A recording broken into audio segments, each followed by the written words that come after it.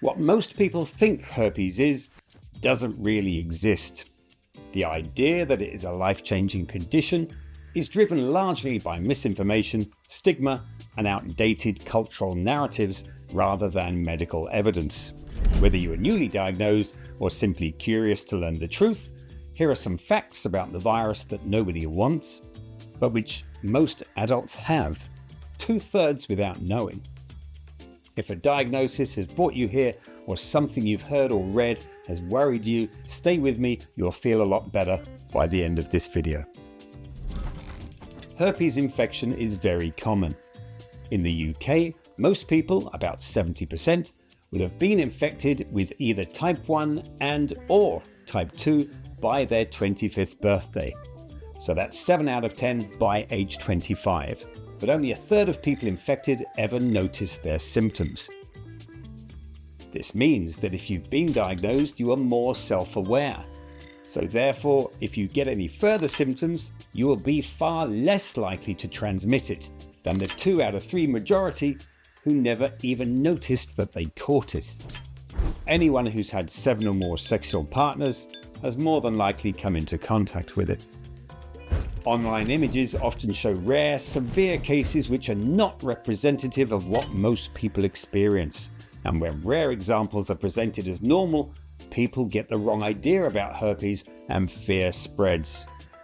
Repeatedly highlighting worst-case scenarios helps maintain stigma and amplify anxiety. The language around herpes is often confusing and needlessly scary and alarming. It's also labelled inconsistently. When it appears on the face, it's called a cold sore. On the hand or the finger, it's called a whitlow, but when it's genital, there's no familiar nickname to soften the word, which is why it sounds far scarier than it actually is. To add to the confusion, there are 8 herpes viruses that humans can catch. Herpes Simplex, the one surrounded by all the stigma and the hype, and probably the reason you're watching this, has 2 types, type 1 and type 2. Either of them can occur in the genital area. There isn't a separate genital or facial type. Herpes simplex virus type 2, or HSV2, is usually associated with the genitals and is rare on the face. Herpes simplex virus type 1, or HSV1, is best known for causing cold sores on the face, but it's an increasingly frequent cause of genital herpes as it can be transmitted via oral sex. This means many people catch genital herpes from someone who doesn't have genital herpes themselves. On average, type 2 recurs about 4 or 5 times a year and type 1 less than once a year. But those are population averages, not personal predictions. Many people, especially those in good health, have far fewer, and some have no recurrences at all. The first episode is often the worst, especially if the immune system has never encountered the virus before. But over time, your body produces herpes antibodies which help keep it under control. After that first episode, treatment is optional for most people, not a requirement. Most people who carry the virus are healthy and unaffected. It doesn't affect fertility in men or women, and it isn't transmitted on objects or surfaces. If you've been diagnosed, then yes, you're in a minority, but not because you have it, but because you know you have it. This new self-awareness means you're far more likely to take steps that reduce the risk of transmission than someone who is unaware that they have it, because their symptoms are often so mild they're overlooked. To be infected with a herpes simplex virus is a state of normality, not an abnormality.